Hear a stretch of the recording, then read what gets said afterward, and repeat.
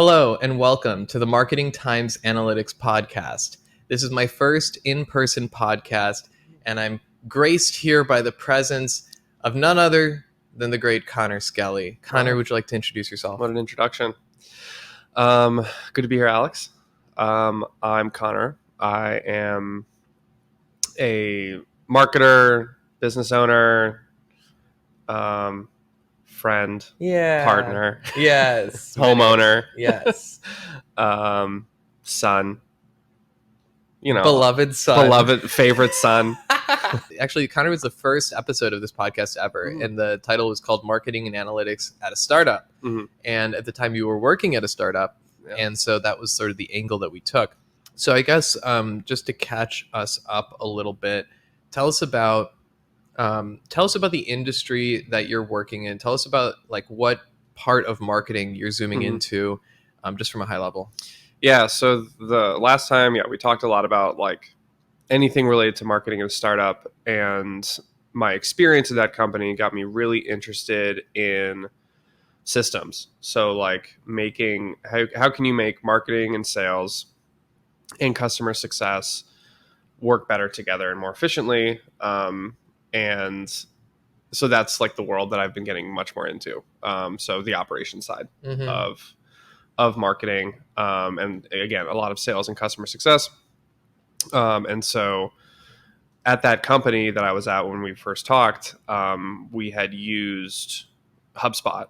And so I essentially became the keeper of that tool, and then got really interested in not just systems, but and like figuring out, what's the end result, and then how do you work backwards, and what's the system you need to build, but then how do you do that, through a technology or a specific CRM or something like that, and having that be like the center point of team processes and day-to-day activity. So yeah, that's the work that I've been doing for probably pushing 2 years now. I want to ask you, what are some processes that you've been able to implement or change about a business that's like a good example of a process change? So a lot of different things. So like one recent one was this law firm. Law firms, a lot of businesses like that, a huge part of their revenue is referrals. And so a lot of CRMs don't have a really good way of tracking referrals, because it tends to be like an inbound sort of self-attribution type of source, right? Like a lead comes to you and they have to tell you, I heard from this person, or this person sent me, right? And so that becomes very difficult when, like, just getting into the nitty gritty of it, like that becomes very difficult for like an intake team, or like lead freeform data entry. Exactly. Right. So like that tends to be where people default to, because that's just what immediately comes to mind. And so you then run into a lot of issues of, one, like not tracking the name, right? So just calling it something like referral. A lot of technologies are case sensitive, right? So you have to, if you do a lowercase versus an uppercase first name, those are two different things when you look at it from a reporting perspective. And so what I eventually implemented with them was adding on an additional piece of their CRM, where the referral was like its own standalone thing, or referrer was its own standalone thing. So you'd have like your contacts, your companies, your deals, your normal stuff that you would have, but then you add on this additional object, this additional element within the CRM, and it then becomes its own independent entity that can play around with everything else. So with that, what they're doing right now with that is, so after we got all of their referral people and mapped it to all of the past contacts and deals and things like that, a super manual, really annoying process. But now that we have this in place, one, there's a process to automatically create these things as new leads come in, because the team is really good at identifying referrals, but we needed to make it easy for them to create those things, right? Like that's a good thing to think about when you're adding any new process, is what other processes are going to be touching that, and are you making their life harder by adding on this new thing, right? Automation kind of comes to mind, because like the go-to is let's automate everything. But in a lot of cases, if you kept something manual, you'll either continue to be just as efficient, Or especially if it's a new process, starting off with manual work is really important because it forces people to go through the process, and you get a lot better feedback that way too. So with this refer custom object, they're able to see who, like, of their top refers, who has brought them the most contacts, who has brought them the most deals, how much revenue has directly sourced from this refer. So like now we're starting to think about, they'll do like annual gifts or letters or something like that for the holidays for their top refers. But before that, it was just a shot in the dark, right? It was just kind of a relationship thing. Mm-hmm. And so now we're able to get into much more sophisticated like marketing programs around referral marketing. Mm-hmm. And so we could then start to do, if a deal goes closed won from someone that comes in, let's just email that person right away and say, hey, this person you brought us, they're now working with us. Thank you so much. Here's a gift card, or like, or even just the acknowledgement is enough. So like, and that is really important when it comes to continuing to generate consistent revenue for a business that's very referral based, is you have to keep in touch with the people that are bringing you the most business. Interesting.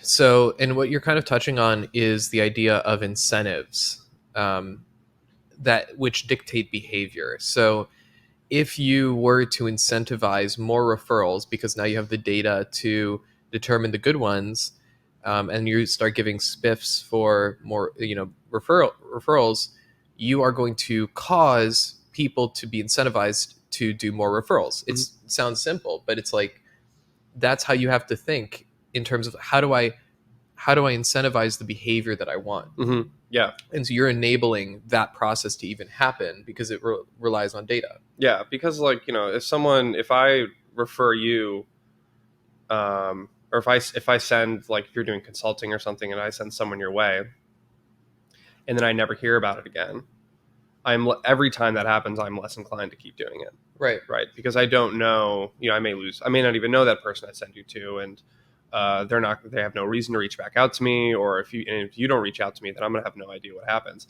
And so like, there are plenty of people out there, like, we're both kind of this way, where like, we'll just send people stuff or send people to other people because we can't help them and we just want to like do a good deed. But when you look at it from a business perspective, like, there are very real incentives that can come down with that, and so that's where you can build like a very solid working relationship. Yeah, and you're getting into affiliate marketing, which is very hot. Yeah, relate that to what would my role be in something like that, right? Mm-hmm. So typically, like, if a company wanted to launch an affiliate marketing program, right? They have a strategy in place. They identified this as a need.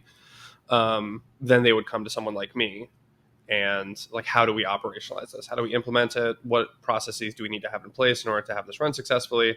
Sometimes it'll include like, what are the metrics we need to track? How do we collect that data? What is the process to collect that data?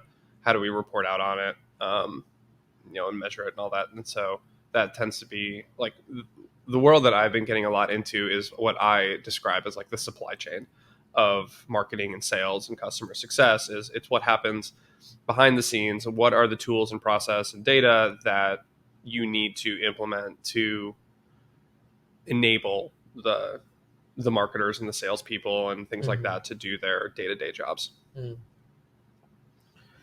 It's very interesting. So I want to go super meta with you, and you're talking about processes in the marketing ecosystem that you're improving, but what about the processes that you use to run your business? So that's like a meta process where how do you actually run the company that then does the processes? Mm-hmm. Yeah, I'm like such a hypocrite when it comes to that, because day to day we'll put together big plans and implementations and things like that for our clients to make sure their CRM is working as efficiently as possible and they're getting the most out of it. But then you turn around and like look at my CRM and it's a nightmare. Like, it is a nightmare. We're in the process of fixing it up, and we actually just implemented something yesterday that is a refined sales process, like, for the company. And so what that ended up being was, it was new deal stages in the pipeline. So adding on a couple things, rearranging some stuff, just because now, if you have dozens and dozens of meetings, you learn and you get a bunch of clients, you find the patterns in the sales process and you want to be able to repeat that. And like I always recommend, like, start as simple as possible when it comes to that type of thing. Like the less stages, the better. And you don't really want to have a stage for something that is like a one-off rare occurrence. You want to have something that is consistent, and have it be as linear as possible. And so new deal stages, added on automations where if there's no activity on the deal for like 4 days, send me a task until there is something, and Nice. to follow up and like do that forever. What do you use for that? HubSpot. HubSpot for task management? Mm-hmm. For at least for as far as like internal sales process stuff goes, using that. And so like we'll use like ClickUp for like work management and stuff like that for clients, but as far as like the internal stuff, yeah, we're using HubSpot for that. What other tools, I'm curious, do you use to run your business? I just did an audit of all this because I'm trying to get a formal budget together. And let's see. So ClickUp, HubSpot, Slack, Zoom, PandaDoc for proposals and contracts, Canva,